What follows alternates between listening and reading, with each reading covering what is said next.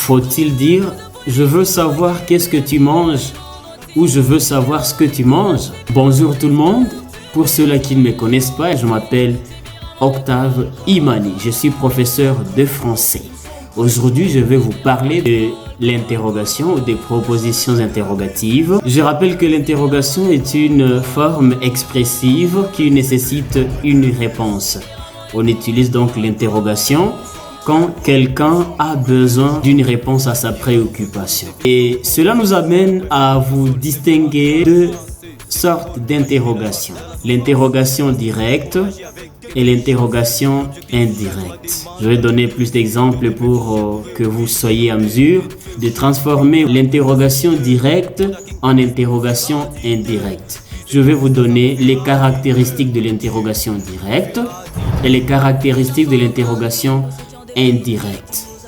Comment passer de l'interrogation directe à l'interrogation indirecte ou de l'interrogation indirecte à l'interrogation directe. Nous commençons par l'interrogation directe.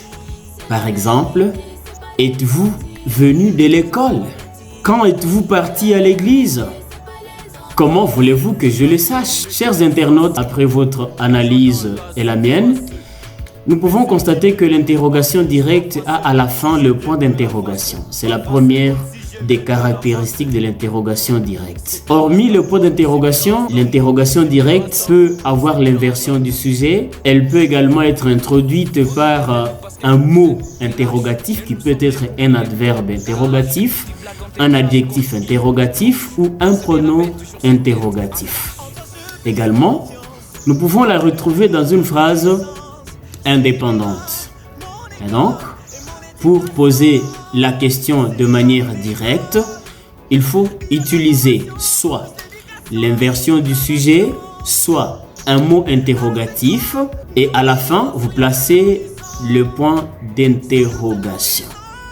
Alors, quand il faut transformer l'interrogation directe à l'interrogation indirecte, quelques éléments sont pris en compte. À l'interrogation indirecte, la phrase qui était indépendante ou la proposition indépendante va constituer deux propositions. Et là, on aura besoin d'une proposition principale et d'une autre qui est subordonnée. La principale va comporter quelques verbes de type demander, comme demander, savoir, ignorer, etc. Ces verbes, nous allons les placer dans la proposition principale et ils vont nous aider à poser indirectement notre question ou à interroger de manière indirecte.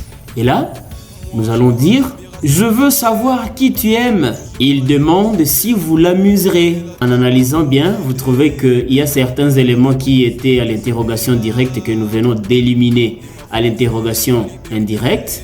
Le premier élément, c'est le point d'interrogation. Il est parti. Ensuite, nous avons créé deux propositions.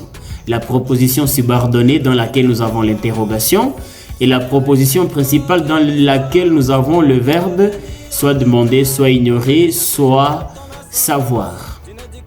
Ensuite, la subordonnée est introduite par certains mots interrogatifs. Et quand nous transformons l'interrogation directe à l'interrogation indirecte, l'inversion du sujet va se transformer en « si ». Avez-vous traversé la frontière? En transformant en interrogation indirecte, on va dire « il veut savoir si vous avez traversé la frontière ». Pour transformer une phrase qui était introduite par un mot interrogatif, par exemple, quel est ton nom? En interrogation indirecte, on va dire « Il veut savoir quel est ton nom ». On ne va pas mettre l'intonation qui marque le point d'interrogation, mais on va marquer le point. Qui es-tu?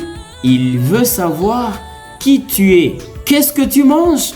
Il veut savoir ce que tu manges. Et on ne dira pas « Il veut savoir qu'est-ce que tu manges ». Sinon, on aura abusé du français. Qu'aimes-tu de plus? Il veut savoir ce que tu aimes de plus. Bref, quand on transforme l'interrogation directe en interrogation indirecte, on annule le point d'interrogation, on annule aussi l'inversion du sujet, on garde certains mots interrogatifs et certains autres changent, tels que ou qu'est-ce que, qui change en ce que. On va dire, qu'est-ce que tu dis? Il veut savoir ce que tu dis. Qu'est-ce que change en ce que aussi change en ce que.